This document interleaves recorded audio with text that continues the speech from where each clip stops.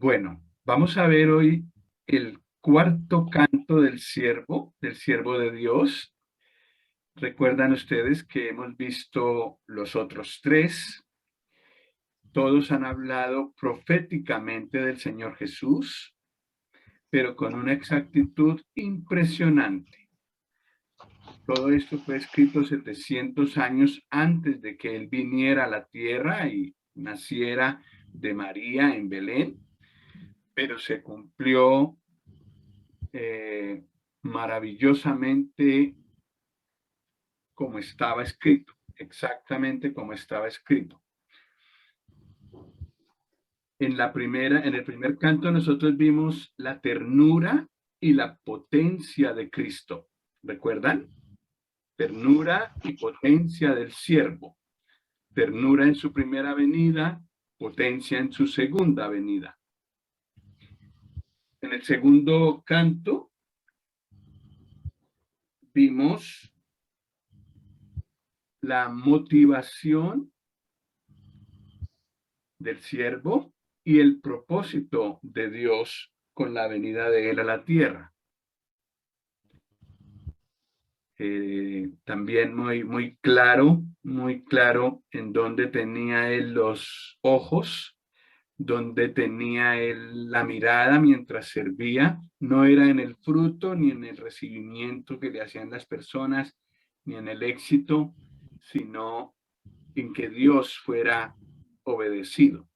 Y de él venía su recompensa, su fortaleza, todo. En el tercer cántico vimos el siervo como modelo de obediencia y de ser discípulo, de discipulado.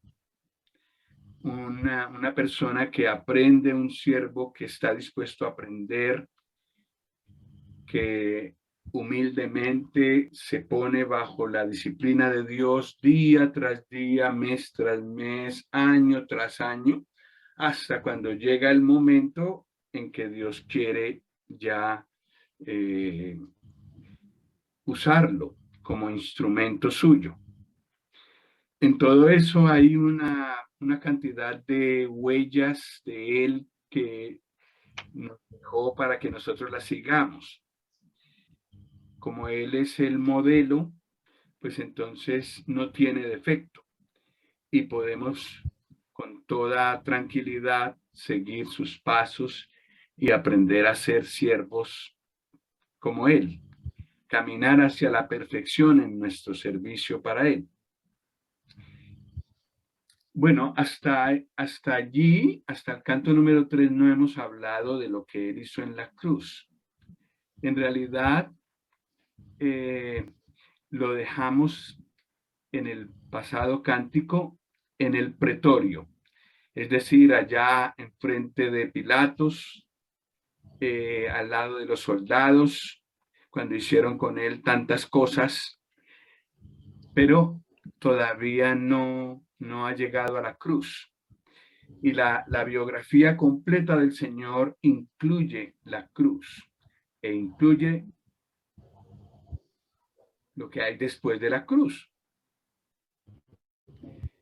Su sepultura, su resurrección, su ascensión y su glorificación.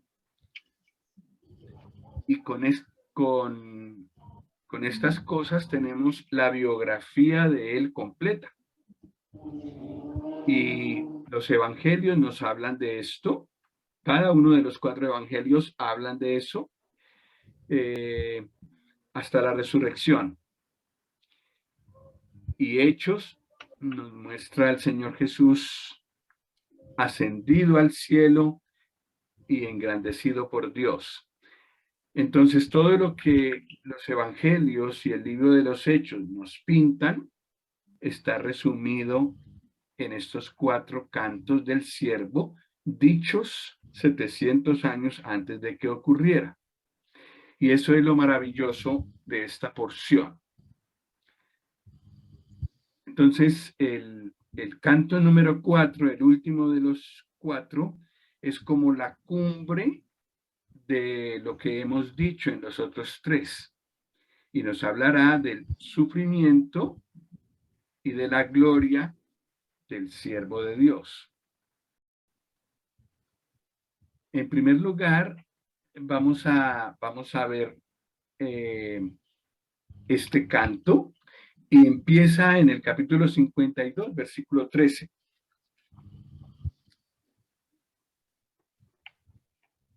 Isaías 52, versículo 13.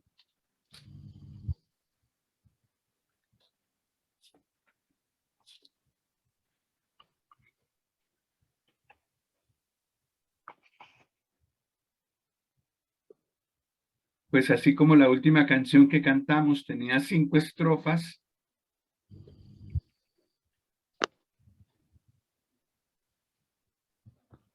este canto también tiene 5 estrofas. La primera estrofa es el versículo 13 del capítulo 52 hasta el 15. Dice: he aquí que mi siervo será prosperado, será engrandecido y exaltado y será puesto muy en alto. Como se asombraron de ti muchos como se asombraron de ti muchos, de tal manera fue desfigurado de los hombres su parecer y su hermosura más que la de los hijos de los hombres.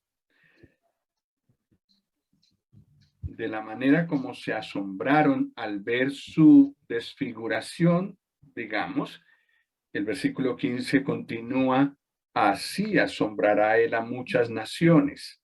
Los reyes cerrarán ante él la boca, porque verán lo que nunca les fue contado y entenderán lo que jamás habían oído. En estos versículos todavía no se habla de la cruz. Se habla mayormente de la exaltación del Señor Jesús, lo que vendrá después de la cruz. Sin embargo, sí que hace alusión. Tengamos en cuenta que esta estrofa nos hablará más o menos de lo mismo que hablará la última. Y es curioso que no empiece hablando de la humillación del Señor, sino que empiece hablando de su exaltación. Porque de la manera como fue asombroso lo que le hicieron, cómo lo desfiguraron, todas las heridas que le hicieron, así de asombrosa será su exaltación. Y todo el mundo quedará con la boca abierta cuando lo veamos, que el mismo que fue herido tanto, maltratado tanto, desechado tanto, rechazado tanto, es el mismo a quien Dios ha glorificado. Y yo creo que veremos sus heridas, porque hay un versículo que dice que los judíos verán al que traspasaron y le preguntarán: ¿qué son esas heridas en tus manos? Y él responderá: con ellas fui herido en la casa de mis amigos. Es decir, en Israel, en Jerusalén, cuando él vino la primera vez. Entonces yo creo que sus heridas se verán. Y claro, al ver que se trata de la misma persona, todos pensaremos: ay, el que nosotros llevamos a la cruz, Dios lo exaltó y es el mismo. Miren las heridas de sus manos. Y digo nosotros porque aunque lo condenaron los judíos, lo maltrataron los romanos, es decir, los gentiles de aquel tiempo, nosotros también colaboramos con nuestros pecados. Y este Este canto nos lo hará claro otra vez. Pues en el versículo 15, en el versículo 13, perdón, dice, he aquí que mi siervo será prosperado. Dios lo presenta una vez más, pero lo muestra engrandecido, será prosperado, será engrandecido y exaltado, será puesto muy en alto. Mejor dicho, 4 veces dice lo mismo, como subrayando esta idea de él va a ser exaltado. En el versículo, sí, es bueno que leamos la última parte de lo que aparece en pantalla. ¿Cuándo será presentado, exaltado, puesto muy en alto, engrandecido? En su segunda venida, cuando Él venga en gloria, que toda la tierra lo verá en su gloria, ahí es que todo el mundo lo verá. Pero el versículo 14 habla de su primera venida. Se asombraron de ti muchos, de tal manera fue desfigurado de los hombres su parecer y su hermosura más que la de los hijos de los hombres. Los sufrimientos, lo que le hicieron, los maltratos que le hicieron, fueron asombrosos. De eso habla este versículo. Lo que le hicieron hicieron que no fuera posible ver la gloria de él. Yo creo que eso se podía ver un poco en otros momentos, cuando él estaba hablando, bueno, y cuando hizo sus milagros, claro, sus muchos milagros. Pero en la cruz, cuando él permitió que le hicieran todo lo que le hicieron, toda hermosura fue escondida, toda gloria de él. No se podía ver quién era él, se podía ver lo que le hicieron y se podía ver cómo los hombres se ensañaron con él. Todo el odio que tenían en su corazón, el rechazo porque él les mostraba la verdad de su corazón, todo eso lo desahogaron en ese momento. Los judíos con sus gritos y los gentiles lo ejecutaron con sus manos. Pero lo que le causaron fue atroz, fue terrible, fue asombroso. Pero el siguiente versículo dice que de la misma manera que asombró su sufrimiento, así asombrará su gloria. Y las bocas quedarán abiertas en asombro muy grande de ver lo que nunca habían visto, de contemplar lo que nunca había sucedido y lo que nunca habían oído que podía pasar. Eso ocurrirá en su segunda venida. Y todos los hombres verán esto. Y en esto casi no pensamos. Nosotros pensamos en Semana Santa, en el Señor Jesús.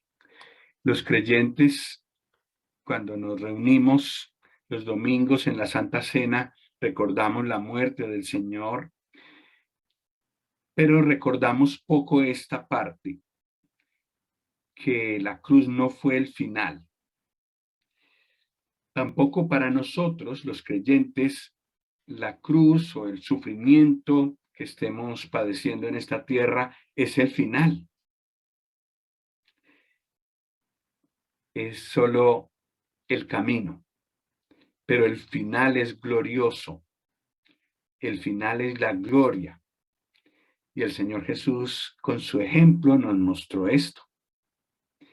Entonces, el siervo de Dios, aunque tiene este título, mi siervo, Dios le dice, mi siervo, lo pone en una posición impresionantemente alta.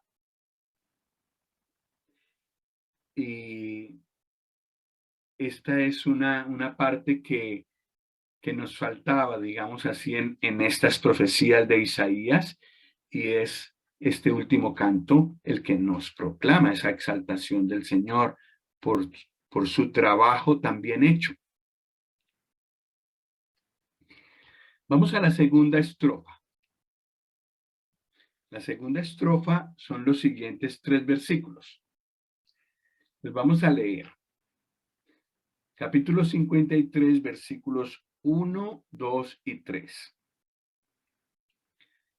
¿Quién ha creído a nuestro anuncio? ¿Y sobre quién se ha manifestado el brazo de Jehová? Subirá cual renuevo delante de él y como raíz de tierra seca. No hay parecer en él ni hermosura. Le veremos, mas sin atractivo para que le deseemos. Despreciado y desechado entre los hombres, varón de dolores, experimentado en quebranto, y como que escondimos de él el rostro, fue menospreciado y no lo estimamos.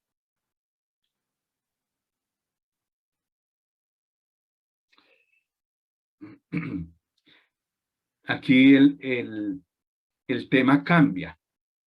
La primera estrofa nos ha dejado al Señor Jesús muy arriba, pero aquí se nos muestra su humillación. La primera estrofa nos muestra su exaltación y esta estrofa nos muestra su camino de humillación, digamos los primeros pasos de su camino de humillación. El versículo 1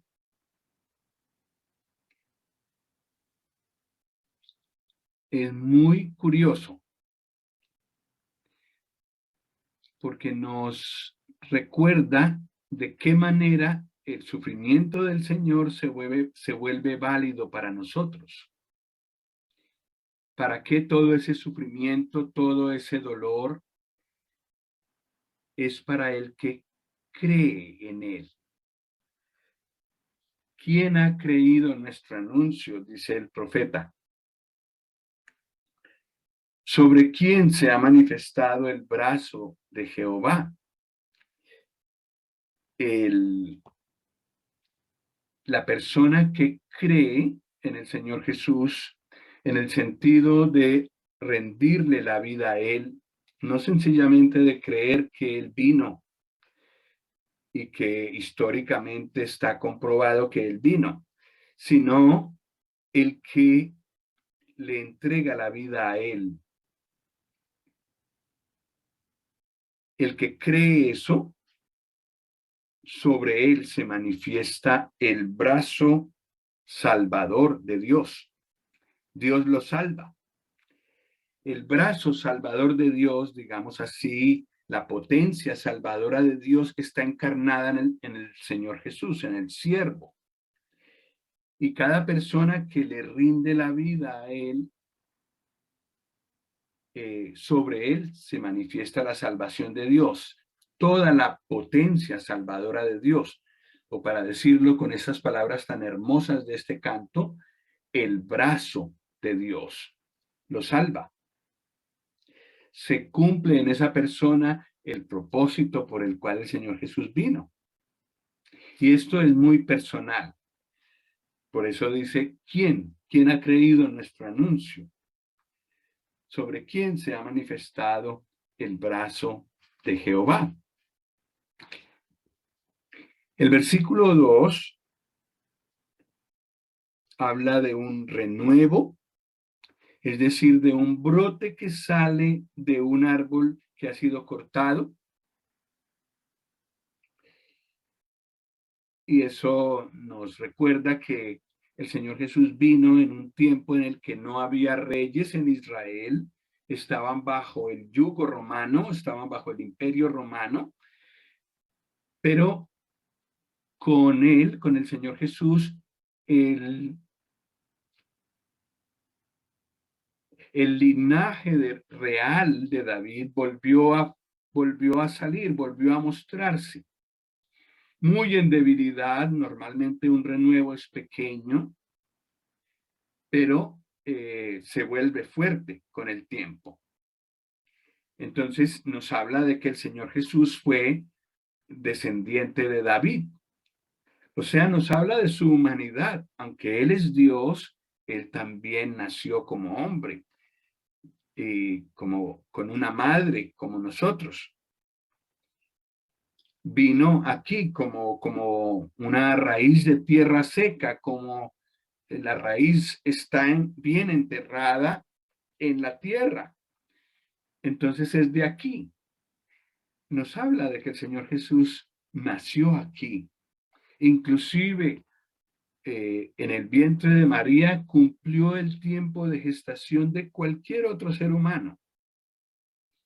Verdaderamente hombre, se hizo verdaderamente hombre. Entonces este versículo nos habla de eso. Y nos habla también de su humildad. Cuando él vino, no despertaba curiosidad por su gloria especial, por su belleza especial. No, era un niño como cualquier otro, un jovencito como cualquier otro y luego un adulto como cualquier otro.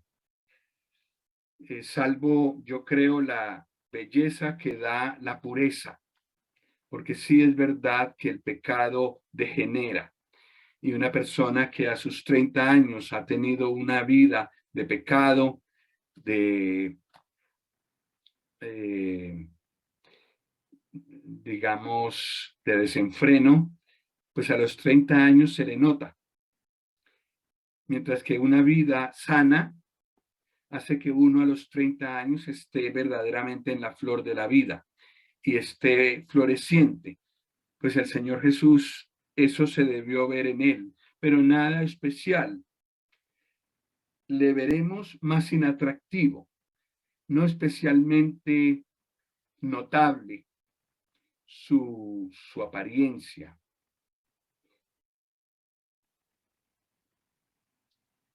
Y muchas personas ven al Señor Jesús así todavía el día de hoy.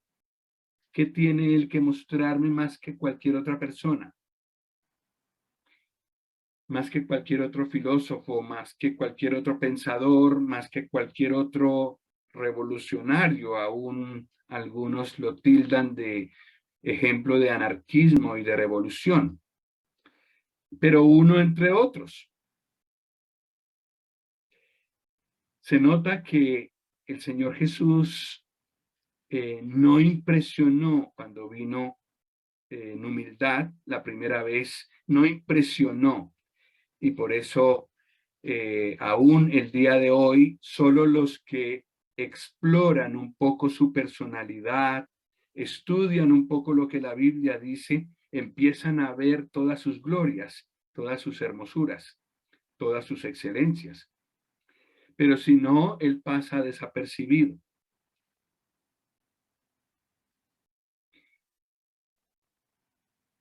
Pero, ¿qué pasó? ¿Qué hicieron los seres humanos? Dice el verso 3, despreciado, desechado, varón de dolores, experimentado en quebranto. Como que escondimos de él el rostro. Fue menospreciado y no lo estimamos. Esa ha sido la reacción mayoritaria en la humanidad respecto al Señor Jesús. Y en eso hemos participado todos. Una persona tan gloriosa y con la que Dios tiene propósitos tan altos, y lo que muchas veces hemos hecho con él es rechazarlo. Y muchos otros lo han hecho. Entonces, Solo algunos, y yo creo es una minoría, cree en él, ve su exaltación, ve su obra en la cruz, lo recibe y entonces sobre esa persona es que se manifiesta el brazo de Dios, la salvación de Dios, como hemos visto en el primer versículo. Pero la generalidad de las personas lo rechazaron. Vamos con la siguiente estrofa, versículos 4, 5 y 6. Y esta es la estrofa cumbre. Mientras que en nuestra poesía nosotros solemos desarrollar un pensamiento más o menos en orden cronológico o más o menos en orden de ideas y dejamos el clímax o el punto cumbre del relato para el final. En la literatura hebrea, el clímax va en el centro. La cumbre de un relato va en el centro. En estos versículos que vamos a leer, encontramos la cumbre del relato. El mensaje principal que Dios quiere comunicarnos con esta porción. Entonces, hacemos bien en brindarle toda nuestra atención a estos 3 versículos. Versículo 4, 5 y 6. Ciertamente llevó él nuestras enfermedades y sufrió nuestros dolores, y nosotros le tuvimos por azotado, por herido de Dios y abatido. Mas él herido fue por nuestras rebeliones, molido por nuestros pecados. El castigo de nuestra paz fue sobre él, y por su llaga fuimos nosotros curados.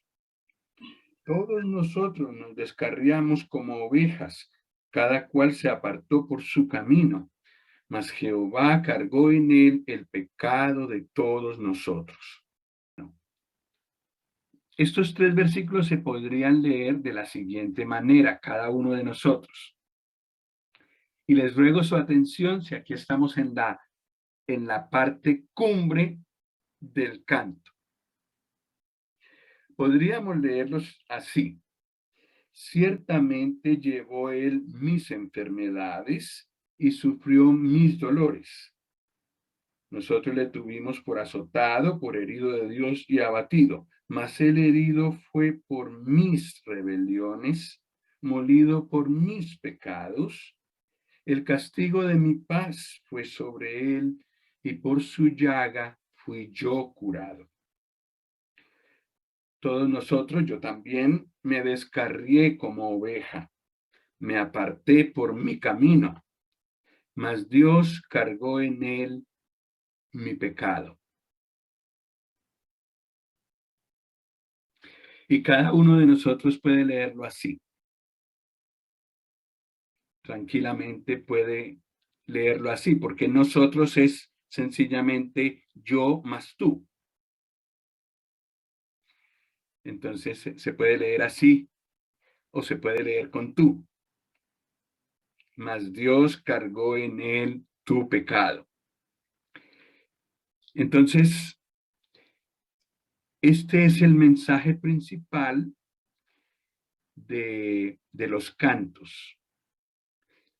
Cómo se obró el cambio de personas que rechazaron al Hijo de Dios, al siervo de Dios.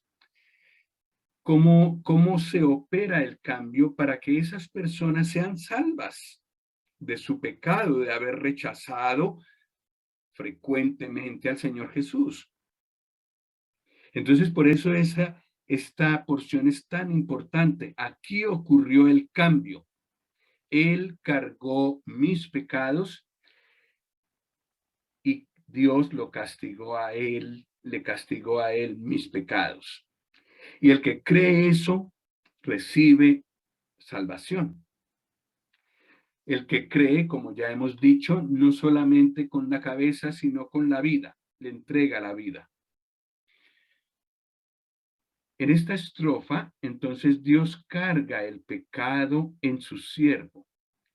Y aquí está la cumbre, o literariamente hablando, el clímax de los cánticos, y sobre todo de este cántico.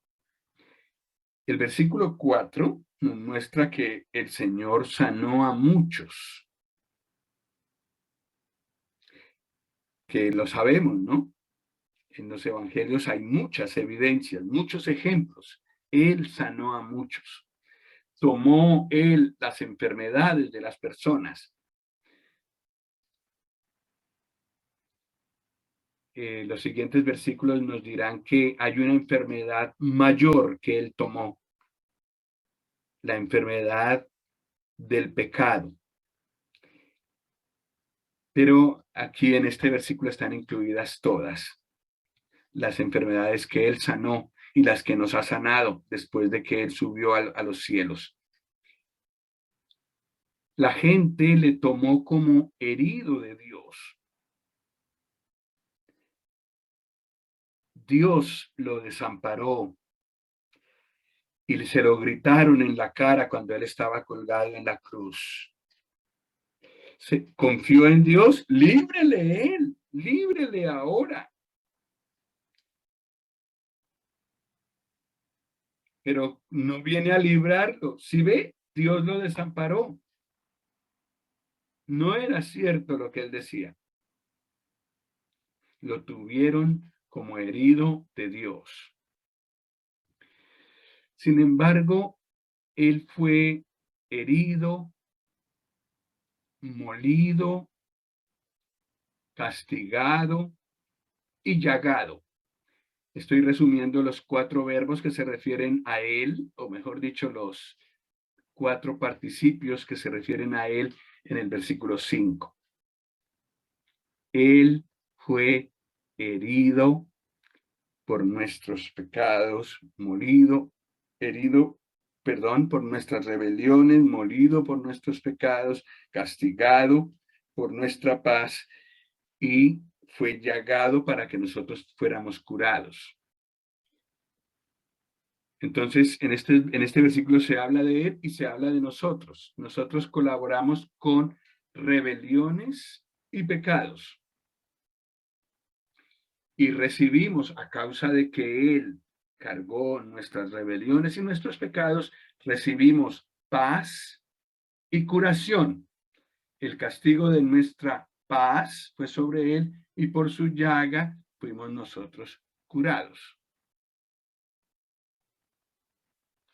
Esto es impresionante, único. Nadie más nos ha reemplazado de esta manera. Nadie más nos ha sustituido de esa manera y por eso aparece la palabra sustitución aquí. En este canto vemos una ilustración de lo que es la sustitución. Los que debimos ir a la cruz por todas las acusaciones que hay aquí somos nosotros. Pero Él nos sustituyó, tomó nuestro lugar en la cruz. Y a causa de la justificación es este cambio. Los rebeldes y pecadores reciben paz y curación.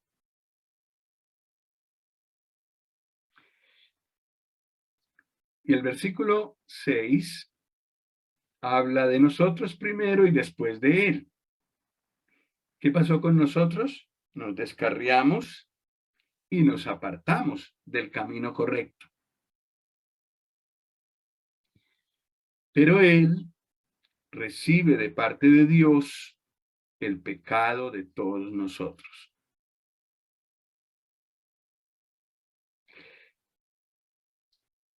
Esta es la manera más sublime como se puede ilustrar la palabra sustitución.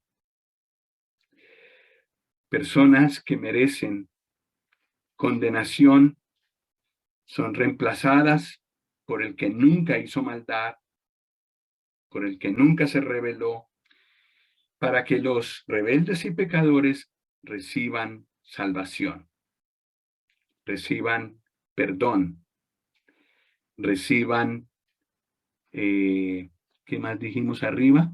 Curación. Un corazón curado. Esta estrofa es maravillosa.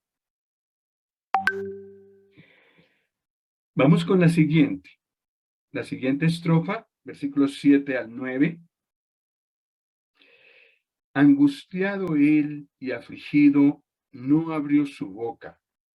Como cordero fue llevado al matadero, y como oveja delante de sus trasquiladores, enmudeció y no abrió su boca. Por cárcel y por juicio fue quitado, y su generación, ¿quién la contará? Porque fue cortado de la tierra de los vivientes, y por la rebelión de mi pueblo fue. Y se dispuso con los impíos su sepultura, mas con los ricos fue en su muerte, aunque nunca hizo maldad, ni hubo engaño en su boca.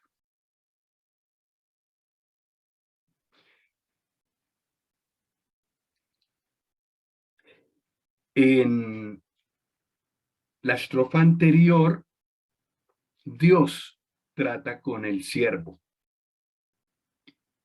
Dios carga en él el pecado de nosotros. En la estrofa 4 que acabamos de leer, son los hombres los que actúan y llevan al siervo a la muerte. El versículo 7 lo llevan como quien lleva a una oveja al matadero, o como llevan a una oveja a donde la trasquilan. Y el Señor Jesús colaboró, se entregó, tenía en su poder rebelarse, pero no lo hizo, se entregó voluntariamente, si no, no hubieran podido cogerlo, imposible, pero él se entregó e hicieron con él esto. No se resiste y es llevado a la muerte. Desde Getsemaní hasta cuando fue colgado, clavado en la cruz, lo vemos a él pasivo.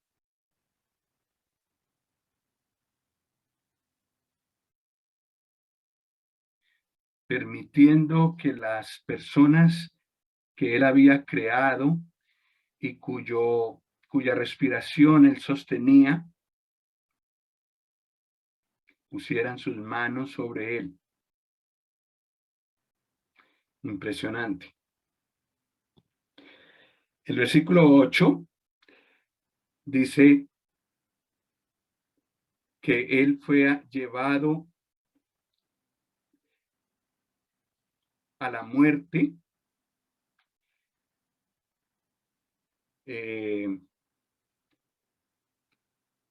dice que lo juzgaron, es decir, le hicieron un juicio con todas las de la ley para poderlo condenar y sacarse ellos en limpio. Tuvieron que hacer la cosa más retorcida que se ha podido hacer jamás. El cambiar la justicia de tal manera que los injustos pudieran condenar al que no tenía pecado. Y lo lograron, porque lo condenaron. Juicio, hicieron juicio. Sí, también lo cogieron como en una cárcel, como dice acá, pero también no tuvo descendencia, no tuvo generación, no tuvo descendencia, fue cortado a la mitad de sus días. En la flor, digamos así, de su vida, fue cortado. Todo esto el Señor lo permitió. Fue herido por la rebelión del pueblo de Dios.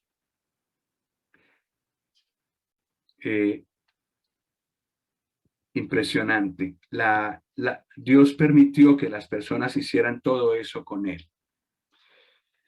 En el versículo 9 dice que dispusieron con los impíos su sepultura, es decir, que el Señor Jesús, como crucificado con los otros dos, hubiera ido a una fosa común, como un delincuente. Pero Dios intervino y entonces uno de los hombres más ricos de Israel pidió el cuerpo del Señor antes de que lo bajaran y lo enterró en un sepulcro que él había comprado para él, pero que no había estrenado. Estaba cerca del lugar de la crucifixión y allí llevó y lo enterró. Sepulcro de un rico, de una persona pudiente. Todos los detalles de la muerte de él, de su sepultura, fueron predichos. Después de su muerte, él fue sepultado.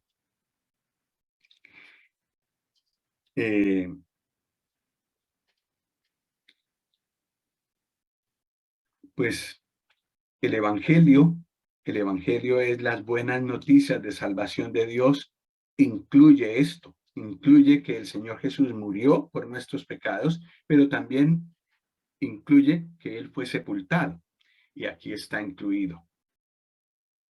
En el versículo 10 al 12 tenemos la última parte, la última estrofa, y dice así: con todo eso, Jehová quiso quebrantarlo, sujetándole a padecimiento. Cuando haya puesto su vida en expiación por el pecado, verá linaje, vivirá por largos días, y la voluntad de Jehová será en su mano prosperada. Verá el fruto de la aflicción de su alma y quedará satisfecho. Por su conocimiento justificará mi siervo justo a muchos y llevará las iniquidades de ellos. Por tanto, yo le daré parte con los grandes y con los fuertes repartirá despojos, por cuanto derramó su vida hasta la muerte y fue contado con los pecadores, habiendo él llevado el pecado de muchos y orado por los transgresores. Pues en esta última estrofa volvemos al tema de la primera estrofa. ¿Recuerdan el tema de la primera estrofa? El Señor Jesús exaltado a causa de lo que padeció. Y esta estrofa habla de lo mismo. En esta estrofa, en el versículo 10, se ve que el castigo de la cruz y la exaltación del siervo eran propósitos de Dios. Dios lo quebrantó, dice aquí. Dios quiso quebrantarlo y lo sujetó a padecimiento.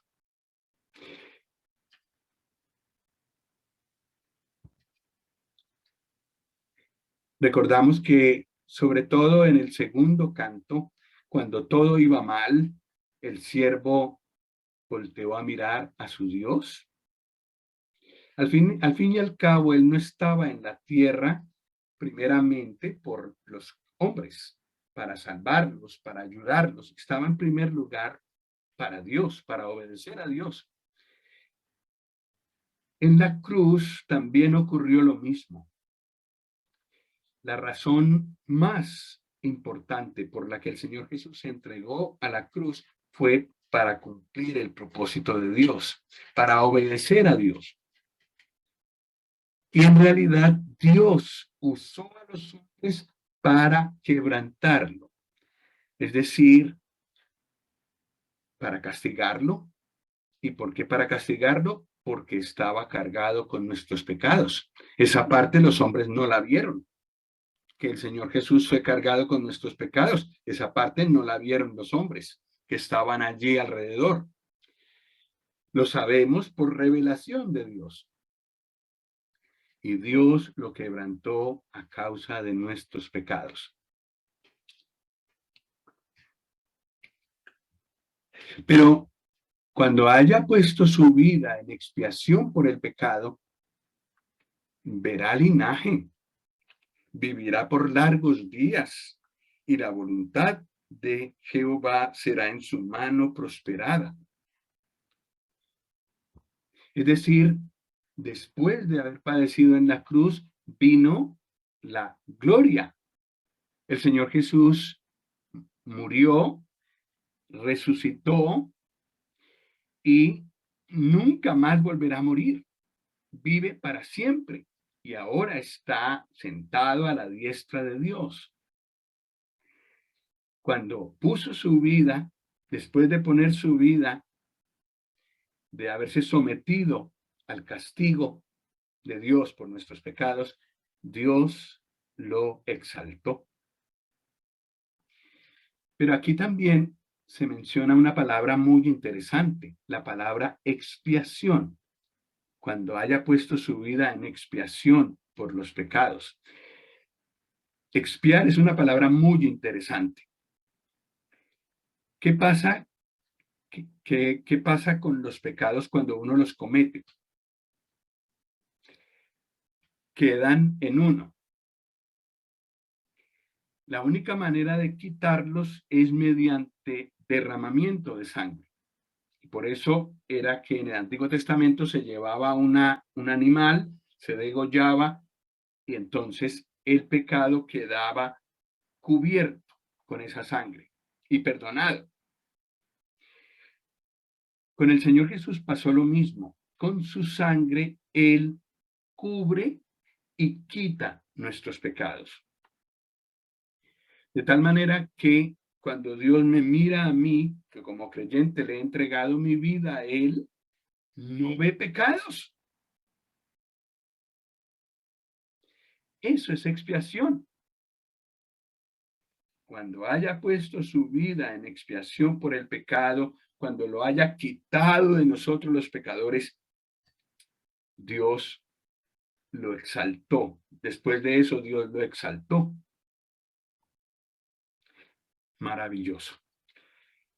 Y claro, lo que sigue son consecuencias gloriosas de su obra en la cruz. Verá linaje, es decir, muchos creerán en él y se harán hijos de Dios. Vivirá para siempre, vida eterna. Y lo que Dios quería con su venida se cumplió.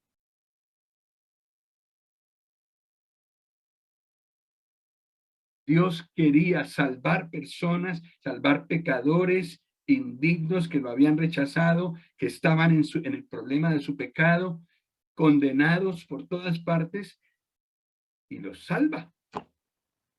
El propósito de Dios con haber enviado al Señor Jesús se cumple.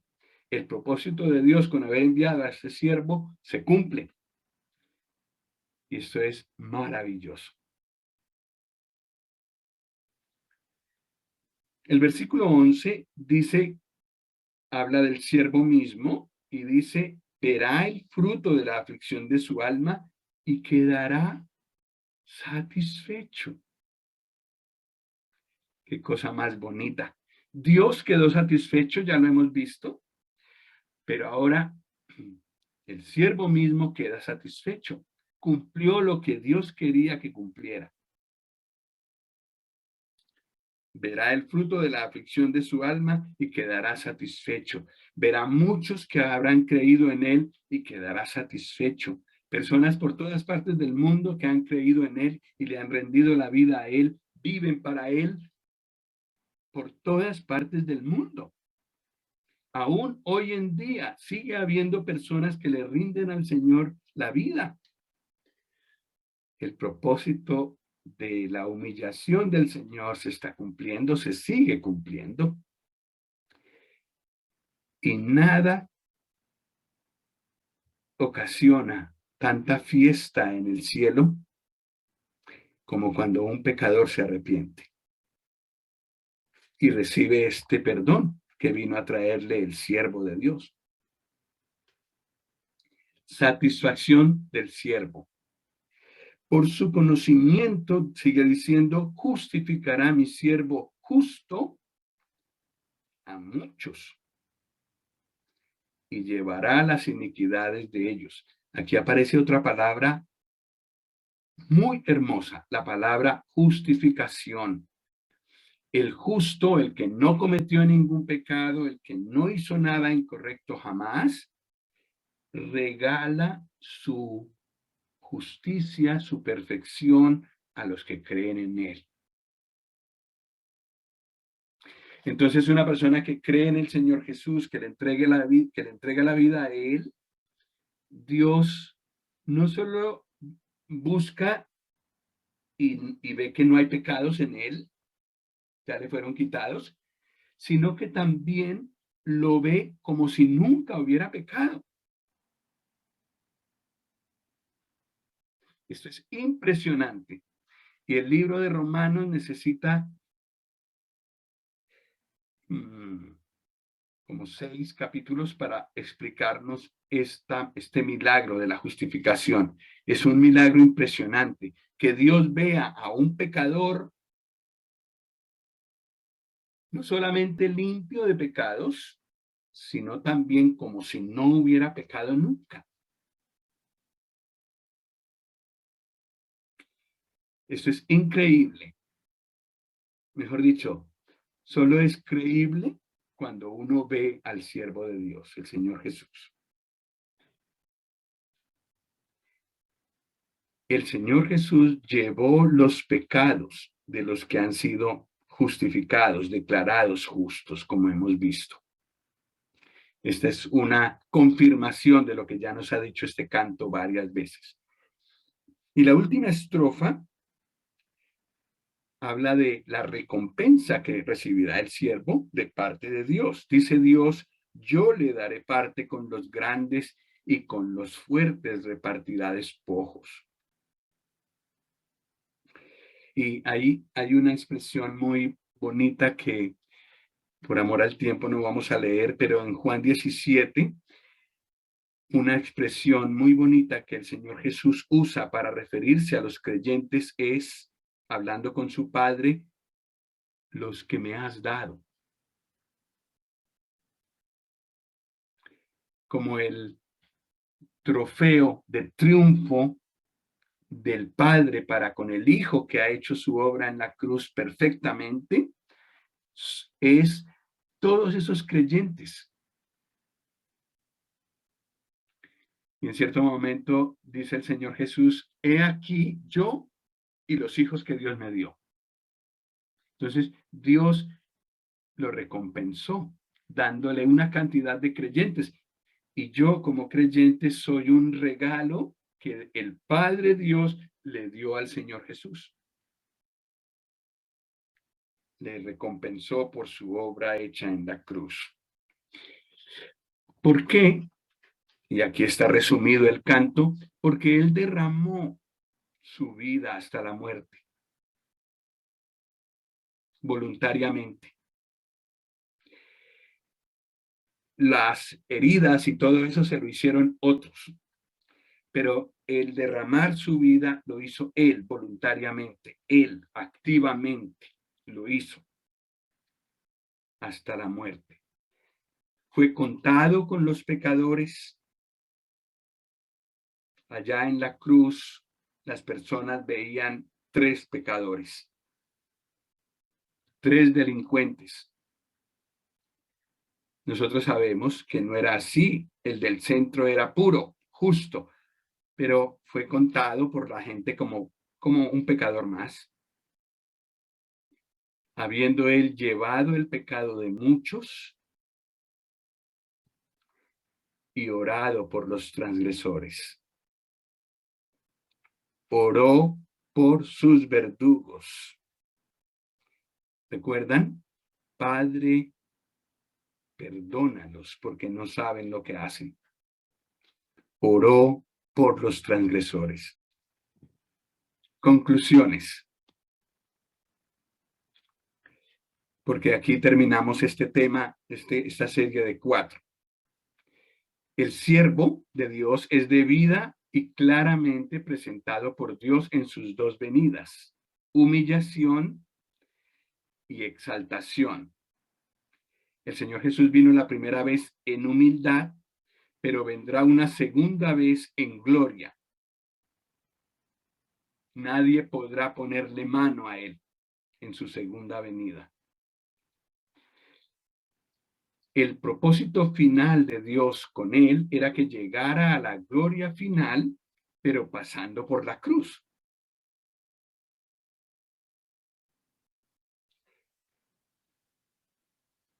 La pregunta es, ¿vale la pena entregarle la vida al siervo de Dios?